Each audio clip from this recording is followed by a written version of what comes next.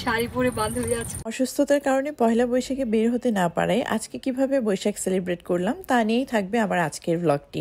So hello everyone, সবাইকে welcome করছি আমার ডেইলি ব্লগে। হ্যালো, আমরা যাচ্ছি ভাত ভর্তা খেতে।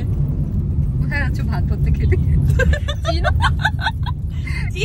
সেটা তো জানো না। চিনি না, যেখানে ভাত ভর্তা পাবো সেখানে গুগল ম্যাপে একমাত্র ভরসা। আর যেখানে ভাত ভর্তা পাবো সেখানে বসে যাব, জানি না কোথায় খাবো। শুন, অলরেডি ডিনার টাইম হয়ে গেছে।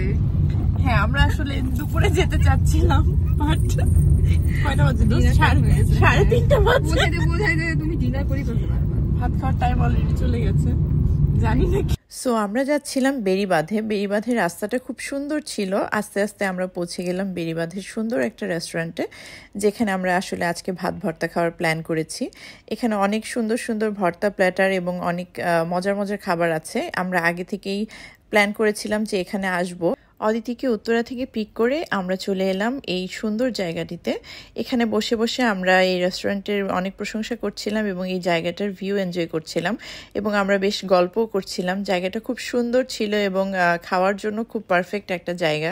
আসলে এরকম খোলামেলা জায়গায় খেতে সবারই অনেক ভালো লাগবে। উত্তরা থেকে রেস্টুরেন্টে যেতে আমাদের আসলে সময় লেগেছিল আধা ঘন্টা 40 মিনিটের মতো। জায়গাটা বেশ খোলামেলা ছিল এবং পাশে ছিল একটা নদী। আমি এখানে এসে আসলে নিজের ছবি তুলছিলাম, ভিডিও করছিলাম, আমার খুব ভালো লাগছিল। বৈশাখের দিন হঠাৎ করে জ্বর চলে আসায় আমি আর বৈশাখে বের হতে পারিনি। এজন্য অদিতিকে খুব আফসোস করে বলছিলাম। ও বলছিল যে টেনশন করিস না, আফসোস করিস না, তুই সুস্থ হলে আমরা একদিন বের হয়ে আবার নতুন করে বৈশাখ সেলিব্রেট করব, আমরা অনেক এনজয় করব। সো যেই কথা সেই কাজ, এই যে আমরা বের হয়ে গেলাম আজকে। ছবি তুলতে তুলতে এদিকে আমাদের খাবারও চলে আসলো। খাবারে আমরা নিয়েছিলাম সব রকমের ভর্তা, ভাত, ডাল, তেলাপিয়া মাছ ভাজা, বেগুন ভাজা এবং সালাদ ছিল। এখানকার খাবারের প্রাইস বেশ রিজনেবল ছিল। ভাত ছিল 100 টাকা, এই এতগুলো ভাত সব 100 টাকা। ভর্তা প্লেটার ছিল 100 টাকা এবং তেলাপিয়া মাছ ছিল 150 টাকা করে। দেশি খাবার খেতে যারা আসলে পছন্দ করেন তাদের জন্য এই জায়গাটা হতে পারে পারফেক্ট একটা জায়গা, যেখানে আপনি ফ্রেন্ড ফ্যামিলি সবাইকে নিয়ে এসে আসলে একটা কোয়ালিটি টাইম স্পেন্ড করতে পারবেন এবং ভালো ভালো মজার মজার খাবারও এনজয় করতে পারবেন।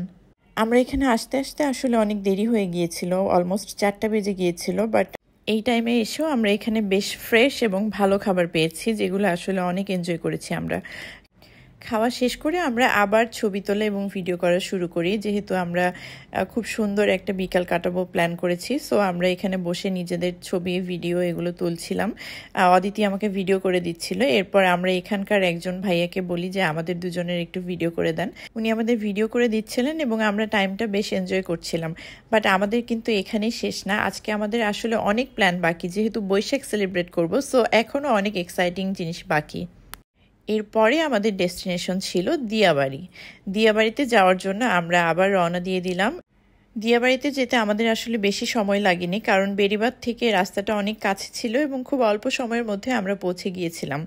দিয়াবাড়ি যাওয়ার পরে আসলে আমাদের খুবই ভালো লাগছিল, কারণ আমরা আসলে যেরকম চাচ্ছিলাম আজকে দিনটা স্পেন্ড করতে সেরকমই কাটছে আমাদের। আর এখানে খুব সুন্দর সুন্দর মেলার মতো বসেছিল, যে মেলাগুলো আমরা আসলে খুঁজছিলাম। বেশ 2-3টা বাজারের মতো মেলার মতো জায়গা দেখার পরে আমরা আসলে ফাইনালি একটাতে ঢুকে যাই, যেখানে আমাদের খুব ভালো লেগেছিল এবং বাইরে থেকে ভিউটা দেখতে অনেক ভালো লাগছিল। ভিতরে যাওয়ার পরে আসলে খুবই ভালো লাগছিল। এখানে পেয়ে গেলাম একটা এক্সাইটিং গেম, আমি তো মিস করবই না। সো আমি একে একে শুরু করলাম বেলুন শুট করা। এরপর অদিতিও বেলুন শ্যুট করছিল, আমরা দুজন খুব এনজয় করেছি। এখানে 5টা 10টা বেলুন শ্যুট করেছি আমরা। 10টা বেলুন মনে হয় 30 টাকা নিয়েছিল। এরপরে এখানে একটা সুন্দর মাটির দোকান পেলাম, যেখানে খুব সুন্দর সুন্দর মাটির জিনিসপত্র বিক্রি হচ্ছিল এবং এই জিনিসগুলো দেখে আমি অদিতিকে বলছিলাম যে ছোটবেলায় এগুলো দিয়ে আমরা কত খেলেছি, এরকম কিছু ছিল। বলল যে হ্যাঁ, আসলে আমরা এগুলো নিয়ে অনেক মজা করতাম।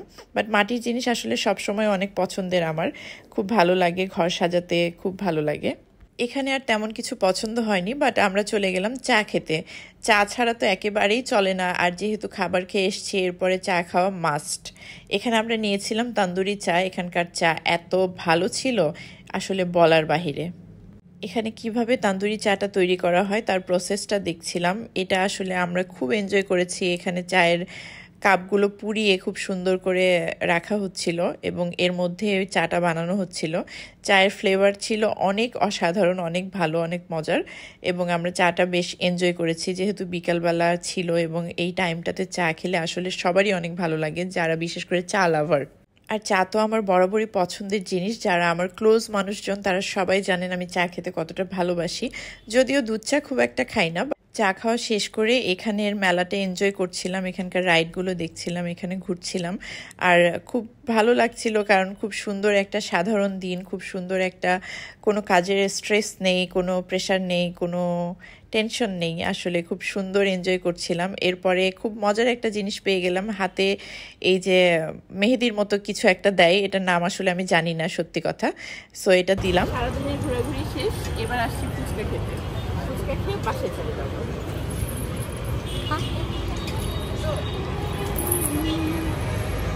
এভাবেই শেষ হয়ে গেল আমাদের পোস্ট বৈশাখ সেলিব্রেশন এবং আমরা খুব এনজয় করেছি। সো দেখা হবে নেক্সট ব্লগে, ততদিন পর্যন্ত ভালো থাকবেন, বাই।